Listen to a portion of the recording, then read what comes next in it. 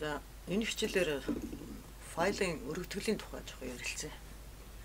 Файлын өргөтгөл гэдэг маань тухайн файл ямар юунд хамааралтай юм гэдгийг тодорхойлдог. За жишээ нь энэ зураг байлаа гэж бодъё. Зурган дээр хулгайныхаа баруун талаар дараад хамгийн доотлолт нь ишиг ороход энэ зураг ямар өргөтгөлтэй байна. Одоо файлынхаа нэрний дараа цэгийн дараах юм үсгнүүд байдаг. Энийг бол өргөтгөл гэж хэлдэг. Одоо энэ дээр жишээ нь JPG гэсэн өргөтгөлтэй байна, тийм ээ. Яг тэр энэ дээр хэмжээг нь харж болно. Хизээ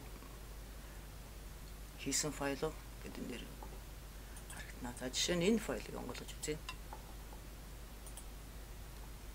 За энэ болохоор PNG гэсэн нэртэй файл. Энэ зургнууд бол их олон төрлийн өргөтгөлтэй байдаг.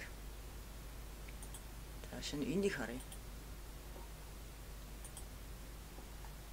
За энэ бол WinRAR гэдэг архивлсан байна. Архивлах нь бол янз янз байдаг. Жишээ нь WinRAR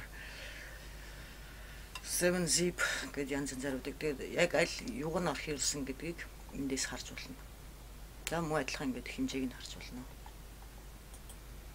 За түүнээс гадна жишээ нь за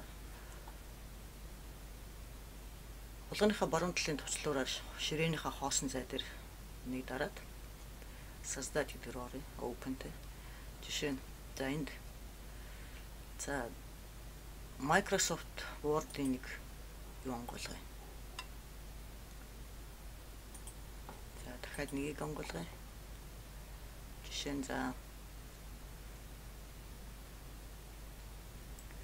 Excel Microsoft Office Excel-ийн нэг баримт онгойлгоё. За ингээд ийм хоёр баримт байж байна. За энэ төр бид нар яг юун баримт вэ гэдэг эндээс нь бол харагдаж байна.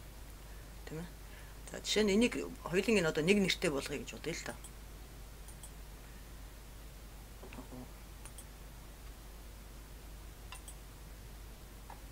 За нэрийг солилцъя. Одоо юу гэдэг за doc гэд нэрлэлцээ документ.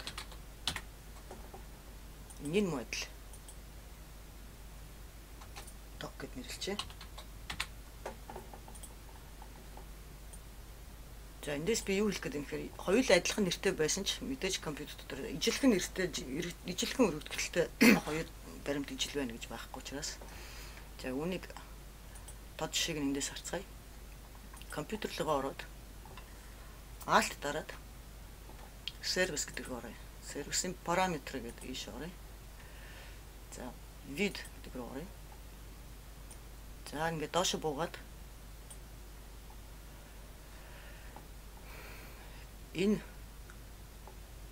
энийг авчи.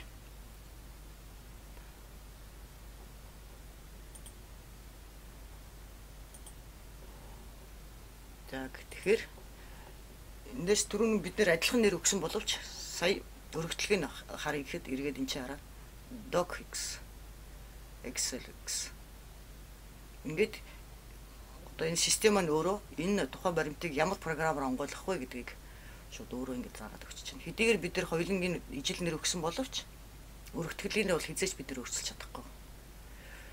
Тэгэхээр бид нар одоо альва нэгэн өөр баримтыг ингээ харъя ихтэл ерөөсөө энэ доотлол руу ороод ямар баримт байна гэдгийг эндээс харчихна. Муу адил ингээд харахад Excel Microsoft Office Excel-ээр онгоох юм байна. Энэ файл. Энэ файлыг үзье. Microsoft Office Word-ын документ гэдгээр онгойлгох юм байна. Ингэж файлын өргөтгөлийг мэдэж болно.